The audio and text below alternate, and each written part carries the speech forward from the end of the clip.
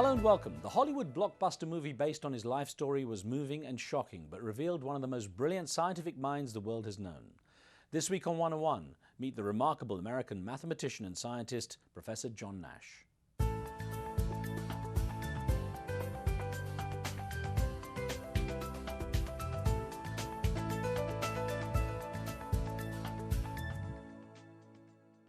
Even as a young man born and raised in Bluefield, Virginia, the mind of John Nash was considered special as he conducted intricate science experiments in his bedroom.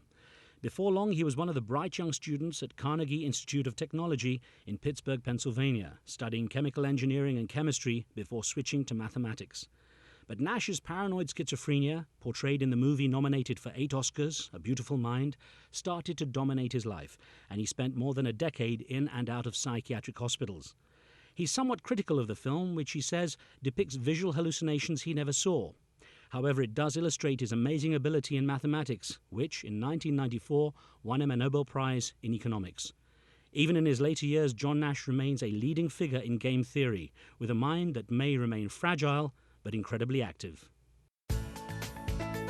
Professor Nash, I'm very honored to have a chance to chat with you. And I guess I really want to start off by asking how you spend your time nowadays. I know you were a senior research mathematician at Princeton. How do you balance your time now between teaching, between research, and coming up with new ideas? Well, the thing is, I don't have teaching duties, and that's the standard for the regular faculty at Princeton University. And I'm not on the faculty technically, so I don't necessarily have teaching duty. And I sometimes have lectured for a particular class at the university. I was in an occasion like that last spring, and but I also travel around to places and lecture. And maybe on a travel, I'm often giving a lecture. And it may be a matter of game theory, or it may be about ideas relating to money. So, of course, you have worldwide fame now from the Hollywood movie, the award-winning Hollywood movie, A Beautiful Mind. And of course, you say it's loosely based on your lifestyle, and I think that's how it's portrayed. What issues do you have with accuracy or inaccuracy of that movie? I mean, so people understand whether it really represents your life or not. Well, I am not just... I haven't really an argument with the movie. A life takes actually many years, but a movie lasts like at most 2 or 3 hours. And so how can you depict a life in that length of time? It's not really possible. Do you think people got a good idea of what you're about from having seen that? It's not, I don't regard it as giving accurate information about me as this particular person. It's sort of interesting, and I think maybe it's very helpful in relation to mental illness. It illustrates a case of mental illness and how there might be a favorable outcome over a period of time from a case of mental illness. And so it encourages some people where they have mental illness, or the families, to maybe hope for some process. And even in that way, the movie is not quite accurate, because it suggests that after many years of mental illness, when recovering, it still depended on some medicine. Whereas in fact, when recovering from insanity and irrationality, I do not depend on medicine. I read that you say that the reason that is because the author of the book that the film was based on was worried that, I think they had her mother was a clinical psychologist or something, and was worried that would encourage other people to sort of take off drugs, stop taking drugs and so on. Well, it's the author of the screenplay. The screenplay for the movie his mother was a psychiatrist.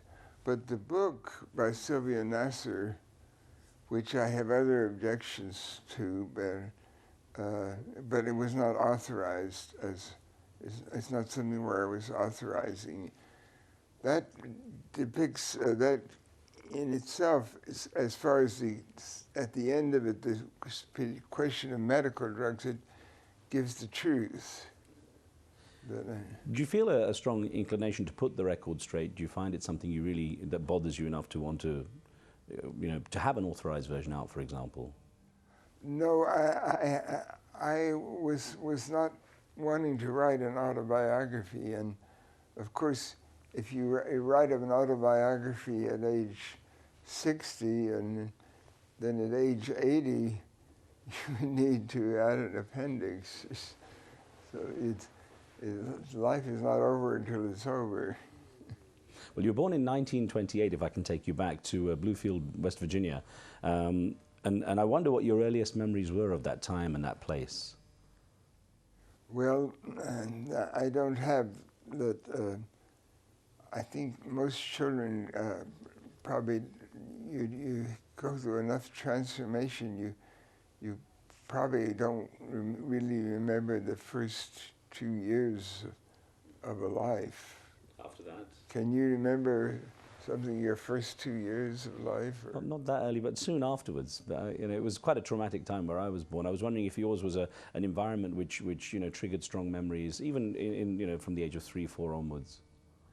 Well, I wouldn't say it was traumatic. It was a time, actually, after a few years old, maybe by 3 years, so of economic depression. But my father had a stable type of employment, and so he was an electrical engineer. Yes. Also called John. Yeah. Yes, he worked for a public utility company, or what they call that, the electrical power company. How was your relationship with him? How close were you?